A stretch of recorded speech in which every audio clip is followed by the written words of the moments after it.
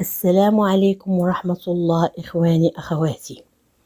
أثناء زيارتي لمدينة مراكش زرت مول تجاري جديد قرب البرانس جامع الفنا أمام سوق الخضر والسمك، اسمه مدينة مول مراكش، ويتكون من طابق سفلي يحتوي على محلات تجارية وديكورات نباتية وصقايا مزخرفة بالزليج البلدي وبعض المقاعد للاستراحة، والطابق العلوي يوجد به مقهى ومطعم وكذلك بعض المحلات والمعارض للصور.